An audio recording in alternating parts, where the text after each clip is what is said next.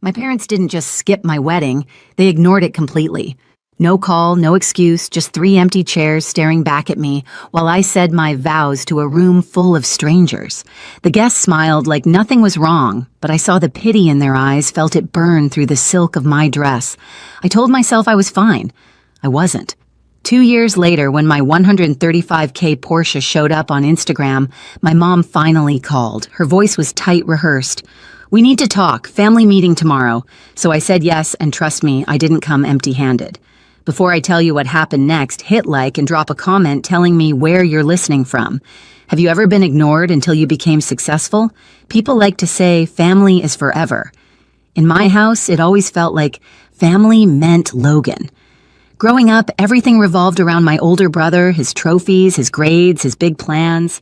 Dad called him the future of the Hale name, like we were royalty instead of a middle-class family in suburban Oregon. I was just Lily, the quiet one, the helper, the daughter who didn't need attention because she had her head on straight. I used to sit on the floor of our living room, sketching while they rearranged the mantle to fit Logan's latest award. The smell of Dad's aftershave, the sharp click of Mom's camera as she documented his victory, it's burned into me. My art certificate, the one my teacher said showed exceptional promise, ended up shoved in a kitchen drawer under old coupons. I remember asking softly if they'd come to my school art show that week. Mom didn't look up from the stove. "We'll see, honey. Logan's got regionals. That was our rhythm. His needs first, my dreams second." Even when I got a full scholarship to Stanford, the first thing Dad said was, "That's great. Maybe Logan can transfer there too." It became almost funny the way their praise always circled back to him. I learned to stop asking for it. I learned to make my silence look like strength. Years later, when I met Ethan, he noticed it right away. "You talk about them like they're ghosts," he said once. Maybe they always were. Still, when I called to tell them about the wedding, I wanted to believe they'd show up. Mom's voice was polite, detached, like she was checking off a to-do list. "We'll try, sweetie, but Logan's firm has an event that weekend." Dad's muffled voice in the background, "Tell her we're busy." I remember standing by the window phone pressed to my ear, staring at the reflection of my own face, smiling too hard. Like if I smiled enough, they might feel guilty. They didn't.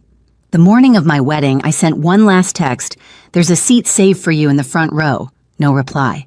When the doors opened, sunlight poured into the vineyard. 90 guests turned to look at me. The air smelled of white roses and champagne. Ethan waited at the altar, eyes full of love that almost covered the hollow space inside my chest. 3 chairs stayed empty through the entire ceremony. When we kissed, I heard someone whisper, "She's so strong." I wanted to tell them I wasn't. I was just used to it. Later, as Sarah raised her glass at the reception, she said, "To finding the family who deserves you." Everyone cheered. I laughed. But deep down, something in me cracked wide open. 2 years later, I'd built a life that didn't need their approval. At least that's what I told myself. Portland in the fall had that gray, determined kind of beauty, like the whole city was hustling through the fog. My office sat on the 21st floor glass walls overlooking the river. On the day the acquisition closed, the screen flashed Crescent Studio sold. $21,000. My team burst in with champagne. To Lily Hale, Jen shouted the woman who built something from nothing. Glasses clinked. Music blasted from someone's phone. For a few hours, I let myself feel it. The weight of every late night, every rejection, every quiet win nobody saw. When the office finally emptied, I sat alone, scrolling through the company's Instagram page. My reflection floated over the city lights. Without thinking, I opened my personal account and posted a photo of the new Porsche Taycan metallic gray parked outside my house. The caption read, "Dreams realized." It wasn't bragging. It was proof to myself that I'd done it without them. 3 days later, my phone buzzed during a morning meeting. Unknown number, Oregon area code. For a second, I thought it might be a journalist. I answered anyway. "Lily." My mother's voice, soft, careful, like walking on broken glass. I froze. 5 years. Not a call, not a text. "Mom, we need to talk. Family meeting tomorrow, 2 o'clock. I laughed once, a sound sharper than I meant. "After 5 years of silence, now you want a meeting?" "It's important," she said, clipped like a manager scheduling a performance review. In the background, I heard Dad tell her it's urgent. I could picture them standing in that same old colonial hallway judging the size of my success before deciding how to use it. "What's this about?" I asked. Her pause told me everything. "We'll explain tomorrow." When the line went dead, I just stared at my phone. For a long minute, I didn't feel anger or nostalgia, just a dull understanding. They hadn't changed. They'd seen the car, they'd done the math. Ethan looked up from his laptop across the table. "Everything okay?" I turned the phone face down. "My mom wants a family meeting." He studied me. "You gonna go?" "Yeah," I said. "I think it's time." That night, I sat on the edge of the bed, scrolling back through old photos, my wedding bouquet, my team's first office, the Porsche under the sunset.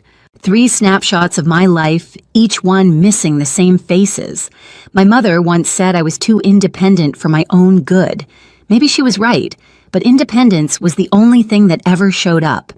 I opened my laptop and drafted an email to my attorney, "Need to review trust documentation by tomorrow morning." Because if they were calling a family meeting, I'd be walking in with something stronger than guilt. The next morning, I woke up before the alarm. The house was quiet, just the soft hum of the refrigerator and the sound of Ethan grinding coffee in the kitchen. I dressed like armor navy suit, low bun heels that clicked with intent. Ethan handed me a mug. "You don't have to go." "I do," I said, slipping my phone into my bag. "But this time, I'm not going as their daughter." He nodded once. "Remember who you are." The drive to my childhood home took 40 minutes. October light filtered through the trees, soft but cold. Every mile felt like peeling back a layer I'd worked hard to grow over. The closer I got, the tighter my chest became. When the house came into view, it looked smaller than I remembered, like time had shrunk it down to size. The white shutters, the brick porch, the same hydrangeas Mom used to water every evening, it all looked preserved, untouched by guilt. She opened the door before I could knock.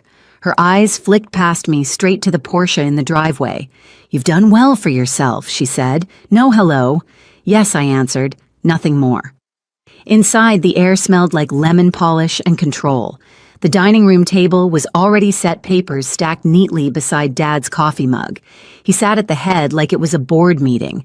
Logan and his wife Hannah were already there, faces arranged in a polite mask of concern. "Lily."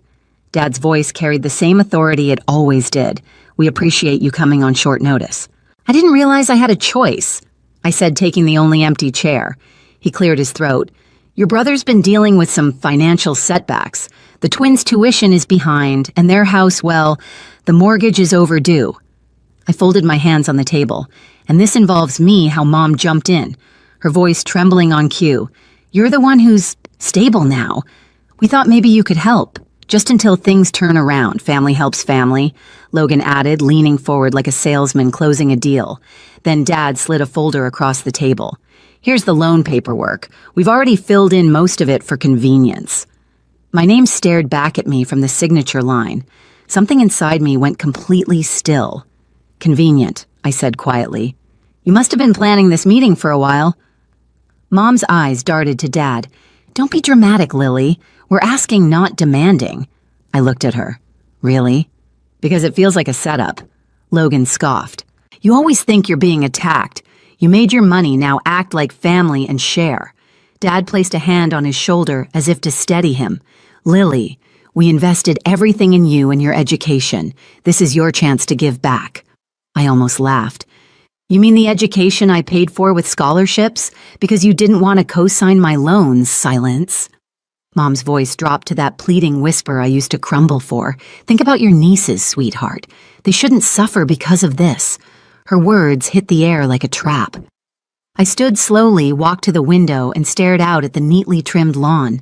The same swing set where Logan once pushed me off for fun was still there, paint faded, rope frayed. Some things never changed. I turned back to them, calm now. "Where were you at my wedding?" Logan blinked. "What, my wedding? 2 years ago. Where were you?" Mom's lips tightened. "We were busy. Logan had that event." Dad added, without shame. "It wasn't convenient. The world went quiet. Even the clock on the wall seemed to stop ticking. I looked each of them in the eye. And now you're here because you saw the Porsche on Instagram. Because suddenly, I'm worth your time." No one spoke. I picked up the folder, flipped it closed, and set it back in front of Dad. "You'll get your answer tomorrow." As I walked out, Mom called after me, "Lily, don't make this harder than it needs to be." I didn't turn around. It's already as hard as it's going to get. In the car, I exhaled for the first time. My hands were steady. The fear was gone. Tomorrow, they'd learn what family means when the word stops being a weapon. The next afternoon, sunlight cut across the same dining room table like a spotlight waiting for its scene. I parked the Porsche out front, let the engine purr a second longer than necessary, then killed it. My heart didn't race this time. I wasn't nervous. I was ready. Mom opened the door, perfectly composed in her beige sweater set, pretending this was an ordinary family discussion. "You came," she said. "Of course," I replied. "You said it was important." Dad was already seated, glasses on papers spread across the table again. Logan lounged in his chair, tie loosened, playing the part of the wronged son. The air smelled faintly of cinnamon, Mom's attempt to soften the edges. I placed my briefcase on the table and stayed standing. "Let's get started." Dad cleared his throat. "Your brother's situation hasn't improved. We'd like to finalize the loan today. Before we do that," I said, sliding open the latch of my case, "there's something you should see." Logan snorted. "Let me guess, more photos of your car." I smiled, small and controlled. "Not quite." From the case, I pulled a thick envelope and laid it on the table. The bold header read, "The Rivera Media Scholarship Foundation, 16 million Trust." "What's this?" Mom asked, brow furrowing. "A surprise," I said softly. "Since we're talking family investments, I wanted to share mine." Dad scanned the page, confusion morphing into disbelief. $16 million, every cent, I said. Legally protected, dedicated to funding education for young women in digital media arts. Logan laughed, but it came out thin. "You're kidding. You put 16 million into strangers." "Not strangers," I said. "Girls like me. Girls who were invisible in their own homes." Mom's hand trembled. "Lily, that's unwise. You could have helped your family instead of throwing it away." I clicked my phone, activating the recorder sitting beside the papers. The small red light blinked steadily. "Just for transparency, I'm recording this conversation, so we're all clear about who asked for what." Dad stiffened. "That's unnecessary." "It's essential," I said evenly. "You've all made your expectations very clear. Now let me make mine." I leaned forward slightly. "You missed my high school graduation. You skipped my college showcase. You ignored my wedding. Every milestone I looked for you, every time you chose something else. So no, this money isn't for you. It's for the girls whose families can't see them either." Mom's voice cracked. "We only did what we thought was best." "No," I said quietly. "You did what was convenient." Logan slammed his hand on the table. "You think you're better than us because you got lucky, I repeated, almost laughing. "You think working 3 jobs through college and sleeping in my car between classes was luck. You think every door slammed in my face was luck. No, Logan. What I am is done." For a moment, no one moved. The tension hung like smoke. Then I closed the folder, tucked it neatly into my briefcase, and straightened. "You wanted to talk about family. Here's my definition: family shows up. And you didn't." Dad tried one last card, his voice low. "Blood is thicker than water, Lily. Then you should have thought about that before you diluted it," I said. I walked to the doorway. Behind me, chairs scraped the floor. "You can't just walk out," Logan shouted. I turned slightly, just enough to meet his eyes. "I already did 2 years ago." The door clicked shut behind me. Outside, the air felt sharp and clean. I could hear them arguing through the walls, voices rising into a blur. In the car, my phone lit up with a new email from Naomi Blake, my mentor. "Foundation launch approved. Press release scheduled for tomorrow morning." Perfect timing. The next day, the news spread fast. The Portland Business Journal ran the headline, "Self-Made Founder Turns Pain into Purpose." The photo showed me standing beside the foundation logo, confident, collected, untouchable. By noon, my inbox filled with messages, some congratulating, some curious, a few bitter. Among them was one from Mom. "You've humiliated this family." I didn't reply. That afternoon, a call came from the front desk of my building. "Miss Hale, your family's here, causing a scene." Through the glass walls of my office, I saw them. Mom waving her hands, Logan red-faced, Dad trying to keep control, My team froze eyes on me. I stood straight in my jacket. Have security escort them out, I said calmly. Politely. Mom's voice carried even through the glass. She's abandoning her family. I turned away, walking back to my desk. No, I murmured to myself. I'm saving myself. Security led them to the elevators. The moment the doors closed, the office exhaled. Jen, my creative director, whispered, "You okay?" I nodded. Better than ever. That evening, Ethan poured us 2 glasses of wine on the balcony. The city lights shimmered below. "So that's it?" he asked. "That's it," I said. "They showed who they are. I just made sure everyone else saw it too." He smiled. "Revenge your style." "Not revenge," I said, looking out at the skyline. Redefinition. The next morning, the front page of the Chronicle featured my photo, again this time under a new headline, From Ignored Daughter to Influential Founder. Below it, a quote from my speech, "Family isn't who raises you, it's who lifts you." And for the first time, I didn't feel angry. I felt seen. A week later, Portland woke to rain, the kind that coated everything in silver. I watched it slide down the tall windows of my office, the city blurred and quiet beneath the clouds.